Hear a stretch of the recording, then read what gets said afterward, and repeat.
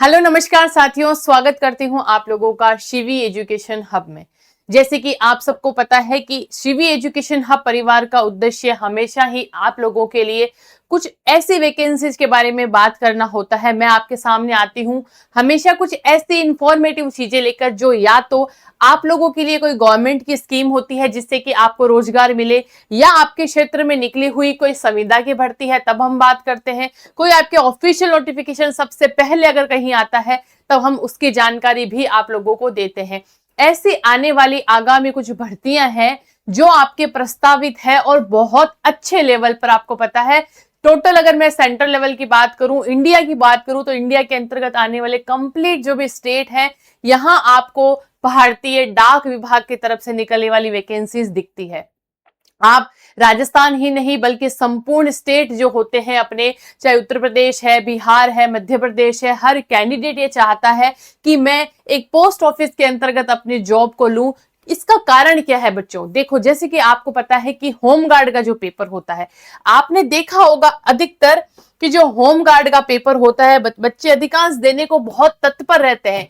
तो इसका कारण क्या हो सकता है? इसका कारण यह है कि आपको जो जॉब मिलती है होम गार्ड के अंतर्गत, वो आपकी जॉब लोकेशन जो होती है वो आपका होम स्टेट होता है, आपका खुद का पंचायत होता है। इसीलिए जैसे कि कोई भी वैकेंसी लो, जैसे अपन पोस्ट ऑफिस की बात करें, पोस्ट ऑफिस के अंतर्गत एक तो देखो आपकी जो जॉब लोकेशन रहती है वो आपका लगभग कोशिश होती है कि आपकी ग्राम पंचायत हो, ना भी हो ग्राम पंचायत तो आपकी जो है नगर पालिका, यहां तक आप लोगों का जॉब लोकेशन रहता है। तो घर के नजदीकतम अगर कोई कैंडिडेट रहता है तो वो जॉब ले सकता है, चाहे वो महिला हो या फिर वो पुरुष हो। तो ये एक बेनिफिट है इस जॉब को लेने का। दूसरी महत्वपूर्ण बात है कि साल में कम से कम 2 बार ये वैकेंसी निकलती ही निकलती है।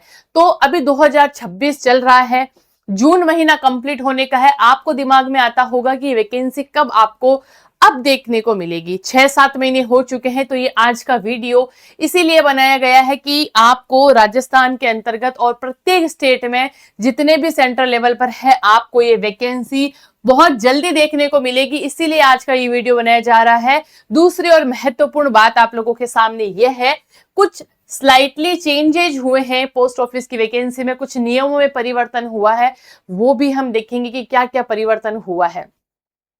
कुछ मेरे प्यारे विद्यार्थी ऐसे भी हैं जिनको ये नहीं पता है कि पोस्ट ऑफिस में रिक्रूटमेंट निकलते तो हैं पर बहुत जल्दी सीटें फुल हो जाती है, हमारा कभी नंबर नहीं आता। हमने बहुत सारी बार फॉर्म लगाने की कोशिश की है, हमने बहुत बार अप्लाई किया है, हमारे 10वीं में मार्कशीट में परसेंटेज भी बहुत अच्छे हैं, 12th में हमारे अच्छे परसेंटेज है, हमारे पास कंप्यूटर का डिप्लोमा भी है, पर कभी आज तक हमारा सिलेक्शन क्यों नहीं हुआ? क्या ये सारी सीटें बिकी हुई रहती है? क्या हर जगह ही भ्रष्टाचार है?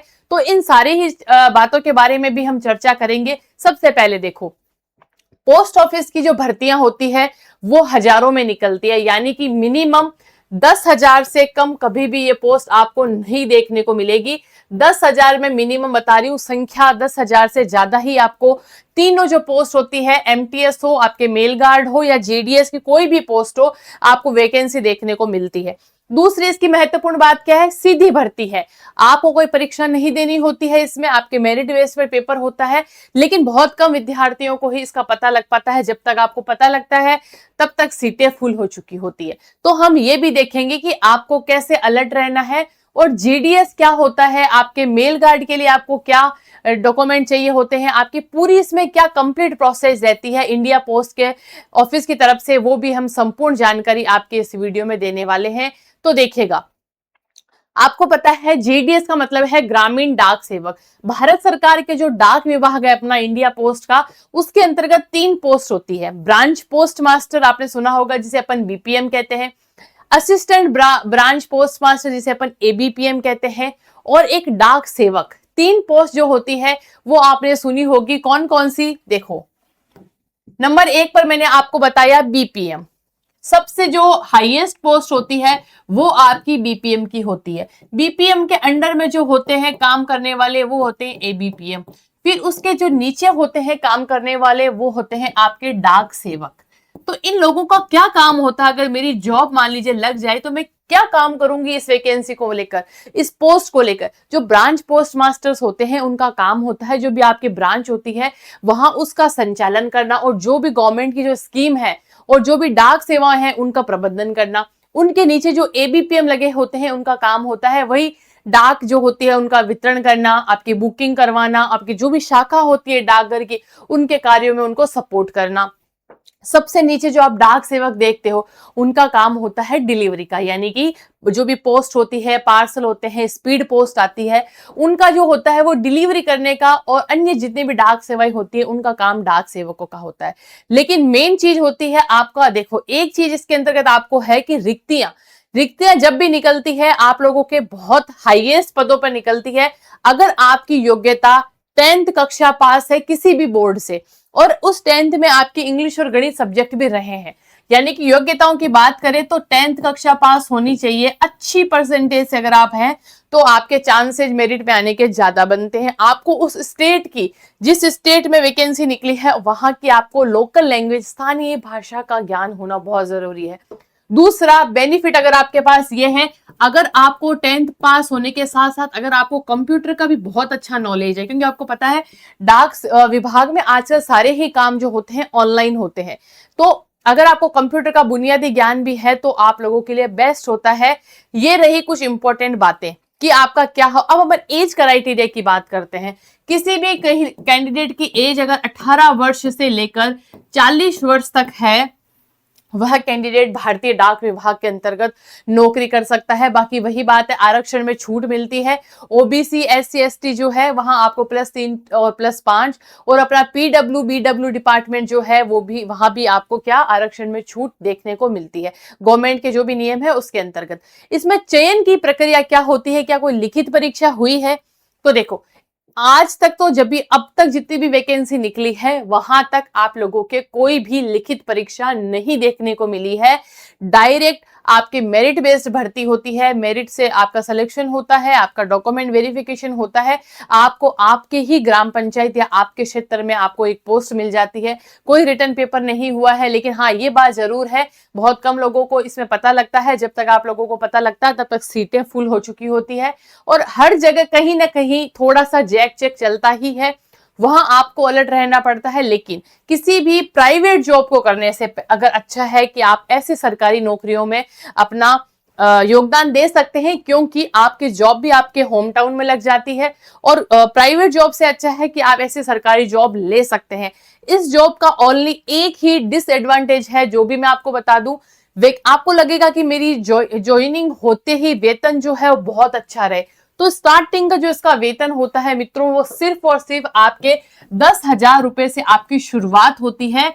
आपके ईयरली जो है वो आपकी वेतन बढ़ता रहता है, 25,000 तक आपको देखने को मिलेगा, लेकिन स्टार्टिंग में अगर आप उम्मीद करें, लेकिन एक अच्छी भर्ती है, परमानेंट भर्ती है, कोई गवर्नमेंट की संविदा बेस्ड भर्ती नहीं रहेगी, तो आपकी कंप्लीट गवर्नमेंट जॉब है। हाँ वेतन का थोड़ा सा रहता है, लेकिन जैसे जैसे आप उस विभाग में अपनी सेवाएं देते हैं आपका वेतन भी बढ़ता जाता है। तो देखो डॉक्यूमेंट वेरिफिकेशन होगा आपका, आपकी डायरेक्ट मेरिट में आपकी भर्ती होगी। अब मेन सवाल क्या होता है, मेन सवाल है कि मैम भर्ती कब आएगी, और भर्ती ये है कि भर्ती अब जल्दी ही, आपको मैंने लास्ट वीडियो में भी बताया था कि भर्ती आपको कब देखने को मिल सकती है। वैसे मैं आपको बता दूं, जो ग्रामीण डाक सेवा है उसका जो मंथ होता है वैकेंसीज निकालने का, वो आपके जून और जुलाई महीना होता है। एग्जैक्ट साल में पहली वैकेंसी आपको जून जुलाई में दिखने को मिलती है। आज का वीडियो इसीलिए बनाया जा रहा है कि आप पहले ही अपने डॉक्यूमेंट रेडी कर ले। देखिएगा